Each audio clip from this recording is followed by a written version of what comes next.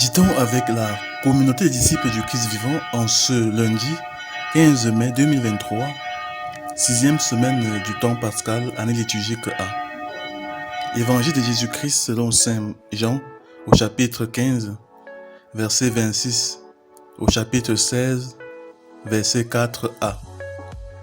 En ce temps-là, Jésus disait à ses disciples: « Quand viendra le défenseur, que je vous enverrai d'auprès du Père, lui, l'Esprit de vérité qui procède du Père, lui rendra témoignage en ma faveur.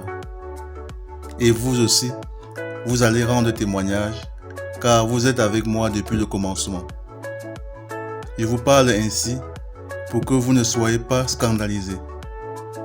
On vous exclura des assemblées, bien plus, l'heure vient où tous ceux qui vous tueront s'imagineront qu'ils rendent un culte à Dieu.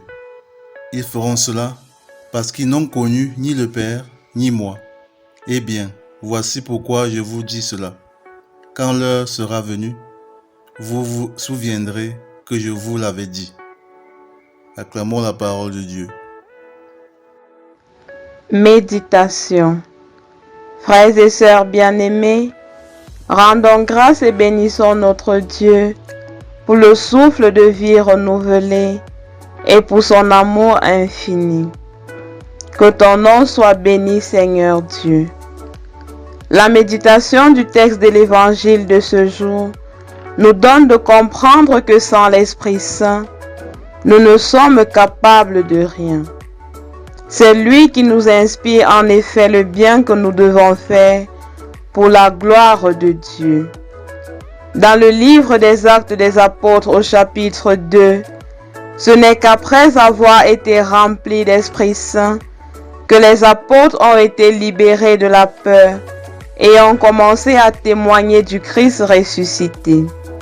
C'est dire qu'en réalité, c'est l'Esprit qui fait de nous des vrais témoins. C'est en l'accueillant que les apôtres ont été à la hauteur de la tâche que leur confiait le Christ, celle de l'annonce de l'Évangile. Frères et sœurs bien-aimés, sommes-nous vraiment conscients que sans l'Esprit Saint, nous ne pouvons pas agir en accord avec la volonté de Dieu? Si oui, quelles dispositions prenons-nous pour l'accueillir dans nos vies? Dans notre vie de foi, nous donnons très peu de place à l'Esprit Saint. Regardons par exemple dans nos prières. Combien de fois les adressons-nous à l'Esprit Saint? Combien de fois l'invoquons-nous? Très peu. Nous proclamons pourtant dans le credo qu'il est Dieu au même titre que le Père et le Fils et qu'il reçoit même adoration et même gloire. Les apôtres nous ont donné l'exemple de préparation en se mettant en communauté et en étant assidus à la prière. Et nous, sommes-nous entrés au Cénacle dans le but d'accueillir pleinement le défenseur que le Christ promet? Bien-aimés, le Seigneur nous appelle aujourd'hui à reconsidérer l'Esprit Saint dans nos vies en l'invoquant chaque jour et devant chaque situation.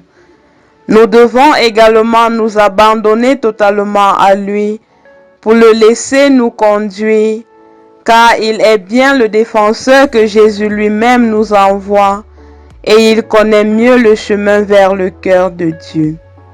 Cependant, nous devons commencer par le laisser entrer dans nos cœurs en nous préparant véritablement à sa venue, qui sera dans quelques semaines seulement.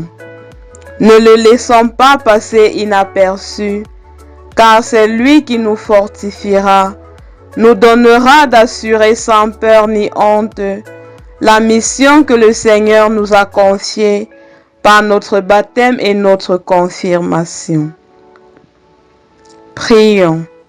Dieu notre Père, donne la grâce de ton Esprit Saint à chacun de tes enfants, pour que par lui, nous marchions jusqu'au bonheur de la vie éternelle.